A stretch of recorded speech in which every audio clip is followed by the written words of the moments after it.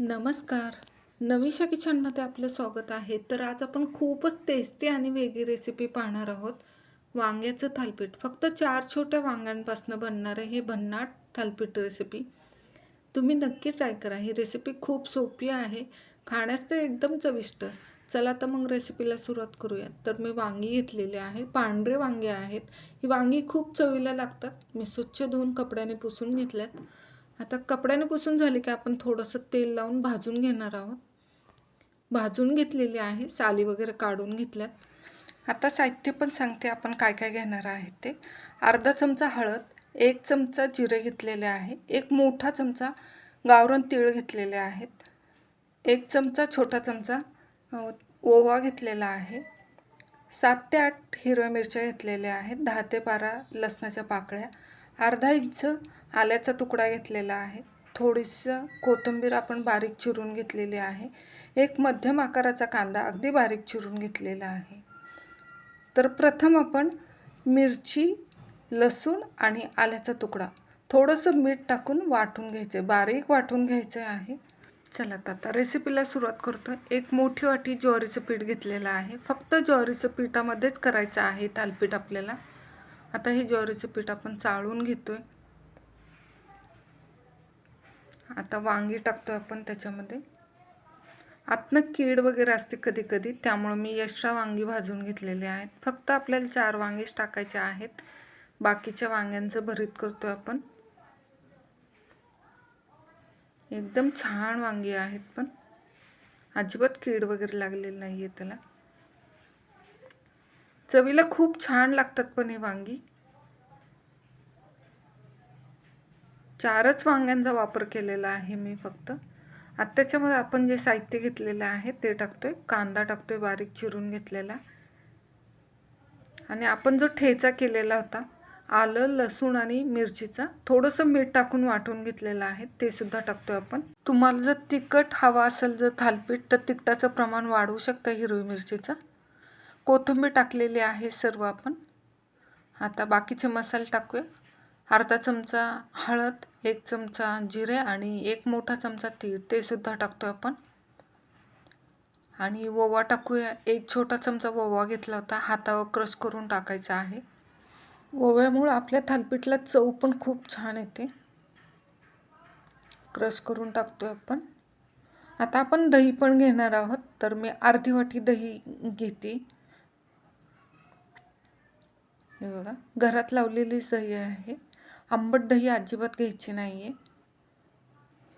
आता हे सर्व साहित्य एकजीव करून घेणार आहोत आपण.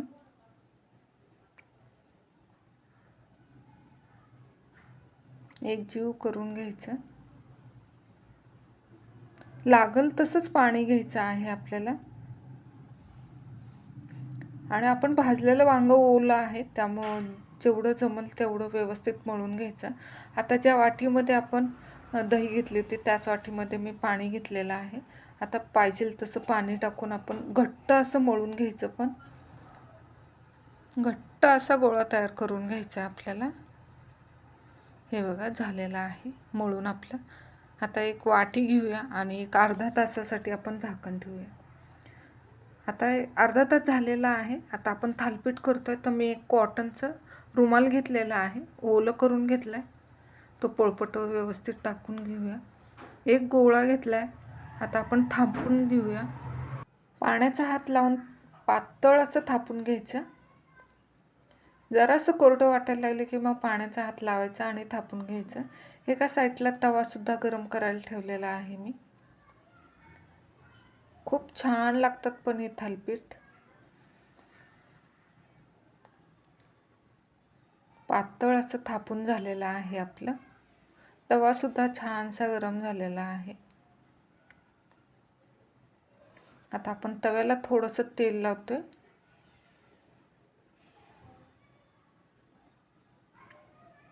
त्याचं आपण टाकून घेऊया.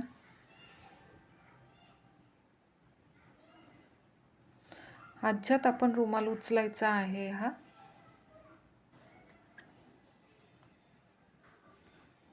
आता व्यवस्थित तेल सगळ्या बाजूने सोडून घ्यायचं आहे. चमच्याच्या साहाय्याने व्यवस्थित तेल सोडून घेऊया. पचपचीत तेल सोडून घ्यायचं. पण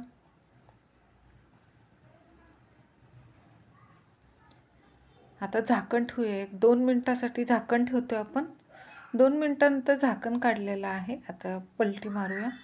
मस्त असं भाजून झालंय. परत एकदा तेल चमच्याच्या साहाय्याने सोडतोय आपण कडेने. खरपूस असं दोन्ही साईड आपल्याला भाजून घ्यायचं आहे. सगळ्या बाजूनी चमच्याच्या साहाय्याने दाबून असं तव्यावर व्यवस्थित सगळ्या बाजू भाजून घ्यायच्या. गॅस मोठाच करायचा भाजताना. हे बघा, मस्त असं भाजून झालेलं आहे. खरपूस असं भाजून झालं. असे मी सगळे थालीपीठ तयार करून घेते सेम. खूप चवीला खूप छान लागतात. पण हे बघा तयार झालेले आहेत थालीपीठ. असे मी सगळे तयार करून घेते. सर्विंग प्लेटमध्ये काढून घेतलेले आहेत. तयार झालेले आहेत आपले सिंपल आणि इफेक्टिव्ह वांग्याचे थालीपीठ. दह्याबरोबर खूप छान लागतात हे वांग्याचे थालीपीठ. नक्की ट्राय करा. व्हिडिओ आवडला असेल तर लाईक करा. चॅनलला सबस्क्राईब करायला विसरू नका. अशा छान रेसिपी पाहण्यासाठी बेल आयकॉनला प्रेस करा आणि ही रेसिपी नक्की ट्राय करा. धन्यवाद. परत भेटूया अशा छानशा रेसिपीसोबत. तोपर्यंत तुम्हा सर्वांना बाय बाय.